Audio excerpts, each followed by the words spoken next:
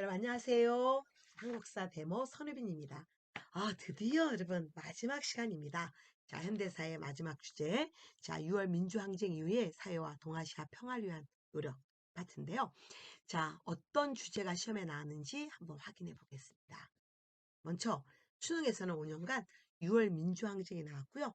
여러분, 5번이나 나왔네. 바로 통일정책 꼭 나옵니다. 자, 그러면 또 올해, 자, 모평에서는 뭐가 나왔냐면, 자, 마찬가지 6월 민주항쟁 나왔어. 그리고 김영삼 정부 내용, 그 다음에 우리 IMF 터지고, 자, 금모기 운동 전개됐었었죠. 그 다음에 또 마찬가지 통일정책이었습니다. 그래서 요 굵직한 주제들을 좀 보시면서 특히 통일정책 좀 다 비슷비슷한 것 같지만 정확하게 나오는 자, 키워드가 있습니다. 그것만 확인하시면 돼요.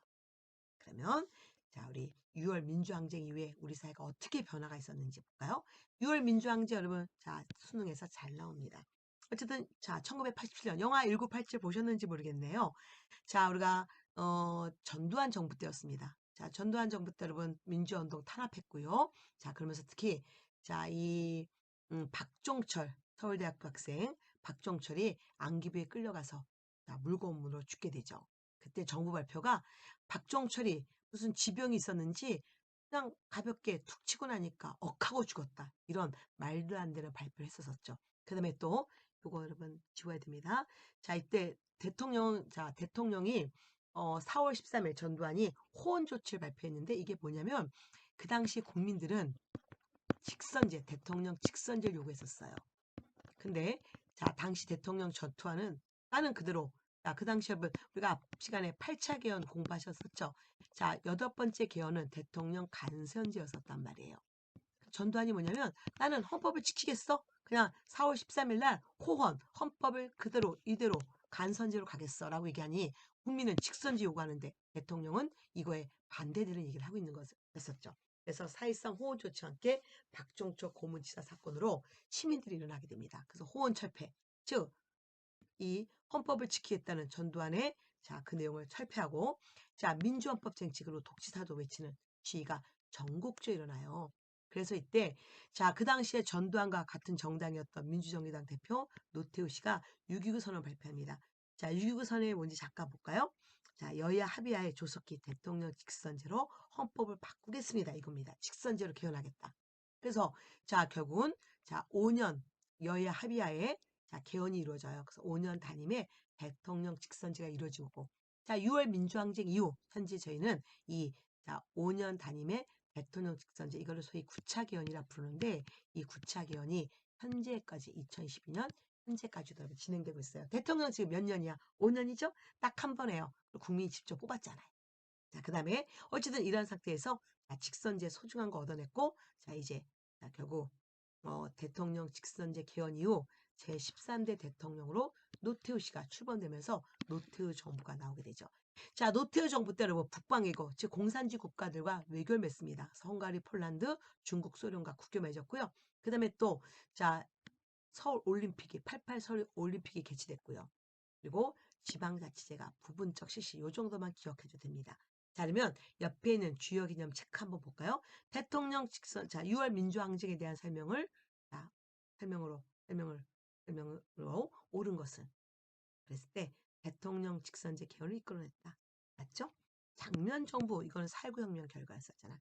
자, 한국과 일본 학생 간의 충돌 이거는 일제시대 때 1929년에 있었던 광주 학생 항일운동을 얘기하죠.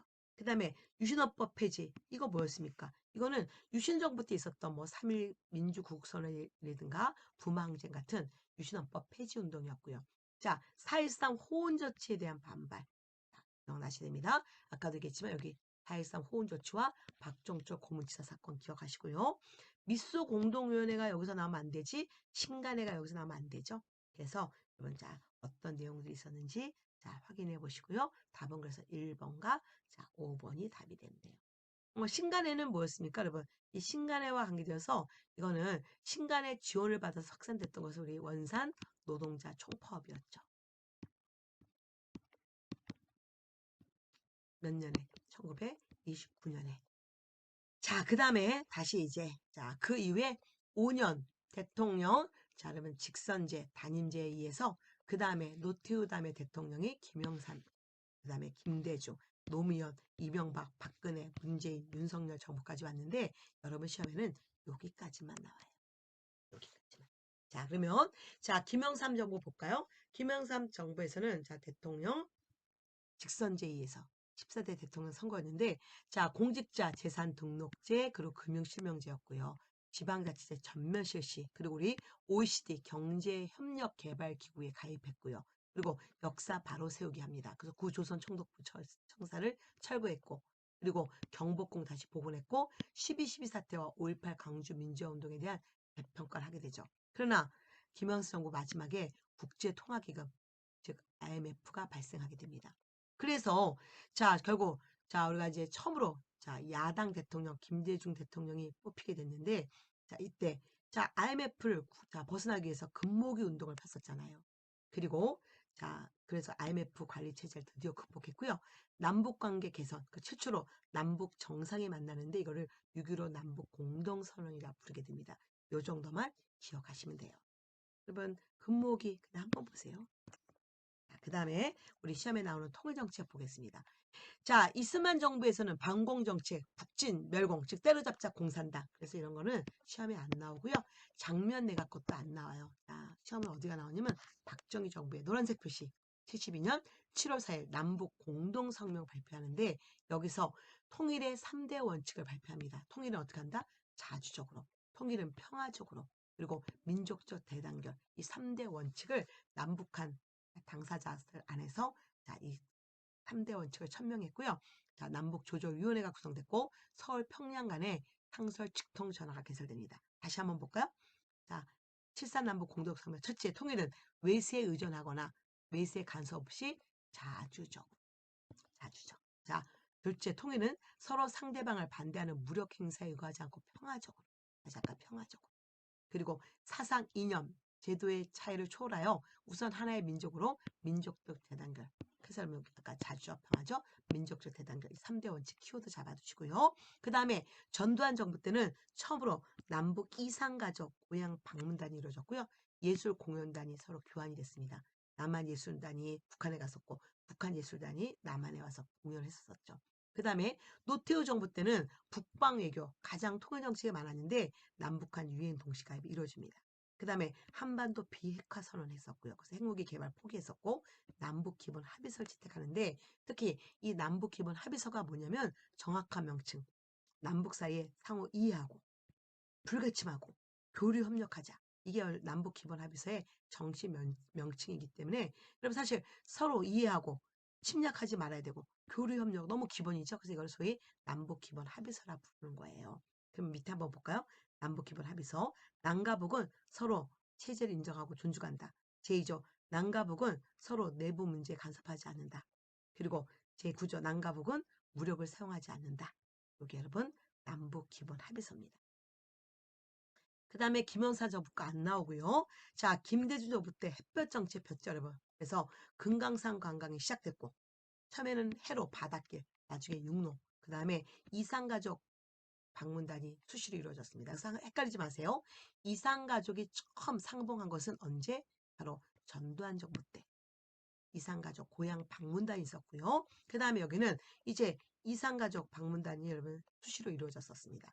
그리고 너무나 중요한 6.15 남북 공동선언. 이게 1차 남북 정상 최고의 리더들이 만났었죠. 처음으로 만났습니다. 어디서? 평양에서. 그래서 여기서 자 남측의 통일안이 연합제였고요. 북측은 낮은 단계 연방제였는데 이 서로의 통일안이 공통점이 있다는 것을 인정했고 그리고 그 결과 경의선 복구, 개성공업지구, 개성공단 같은 거 조성하기로 자 얘기를 하죠. 여기 여러분 시험에 정말 잘 나옵니다. 자, 다시 한번 보세요. 6.15 남북 공동선언. 자, 남과 북은 나라의 통일을 위한 남측의 연합제, 북측의 낮은 단계 연방제가 서로 공통점이 있다. 이걸 인정했습니다. 그래서 여러분 여기까지가 시험에 나옵니다. 자, 그러면 우리 다시 한번 옆에 실제 문제 한번 풀어볼까요? 자, 확대해서 볼게요. 자, 2020년 6월 모평인데 자, 7.4 남북 공동성명 나왔어. 자, 1972년 서울과 평양의 동시 발표. 남북조절위원회, 남북한 직동전환. 그러면 여기서 자, 뭘 발표했어요? 7.4 남북 공동성명. 어떻게 자주적 평화적 민족적 대단결 이거였었잖아요. 자, 그러면 다시 밑에 또 볼까요? 올해 2022년 모평은 남북 정상회담입니다. 자, 어쨌든 분단 이후에 최초로 임진간 철교를 건너는 도라산역 망배 열차 운행 기념. 그래서 이게 이제 그 내용이 나오고 있습니다. 여러분 이제 경의선 철도 도라선역 운행 기념 목표가 나오는데 밑에 한번 볼까요? 자, 사진은 2002년에 발행한 도라산역 망배 열차 운행 기념 승차권이다. 자, 실향민들이 탑승한 이 열차는 설날에 서울역을 출발해서 임진간 철도를 건너 도라선역에 도착했다.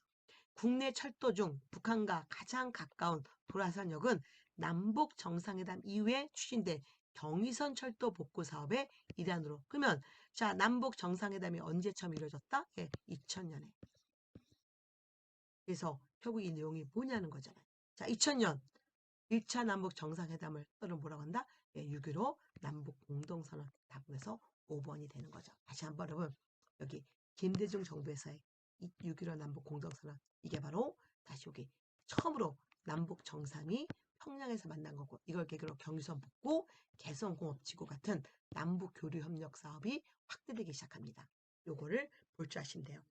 자, 여러분 드디어 다 끝났네요. 이제 여러분 수능이 며칠 남지 않았죠? 여러분, 자, 우리가 요 15강씩 총 15강이 요걸로 자, 처음부터 구석기부터 현대사까지 정리해 봤고요.